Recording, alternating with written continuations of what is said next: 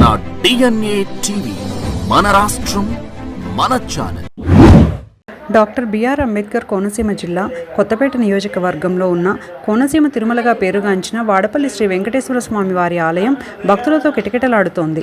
పవిత్రమైన తొలి ఏకాదశి పర్వదినం, దానికి తోడు శనివారం కూడా కలిసి రావడంతో స్వామివారి దర్శనార్థం తెలుగు రాష్ట్రాల నలుమూలల నుంచి భక్తులు భారీగా తరలివచ్చారు.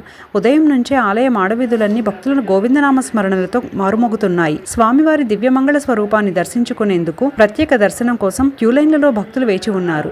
భారీగా తరలి వచ్చిన భక్తులకు ఎలాంటి ఇబ్బందులు తలెత్తకుండా ఆలయ దేవస్థానం ధర్మకర్తల మండలి చైర్మన్ ముదునూరి వెంకటరాజు, దేవస్థాన డిప్యూటీ కమిషనర్ కార్యనిర్వహణాధికారి నల్లం సూర్యచక్రధర్రావు, అధికారులు, పోలీసులు ప్రత్యేక ఏర్పాట్లు చేశారు. క్యూలైన్లలో ఉన్న భక్తులకు తాగునీరు, మజ్జిగ ప్రసాదాలు అందజేస్తున్నారు. ఇక తొలి ఏకాదశి పర్వదినాన్ని పురస్కరించుకొని ఈ రోజు సాయంత్రం స్వామివారికి వైభవంగా గరుడ వాహన సేవ నిర్వహించనున్నారు. సర్వాలంకార భూషితుడై గరుడిపై ఊరేగనున్న శ్రీ వెంకటేశ్వర స్వామిని దర్శిస్తే సకల పాపాలు తొలగి ఆయురారోగ్యాలు, ఐశ్వర్యాలు సిద్ధిస్తాయని భక్తుల విశ్వాసం. శ్రీవారి గరుడ వాహన సేవను తిలకించేందుకు భక్తులు పెద్ద ఎత్తున వేచి చూస్తున్నారు.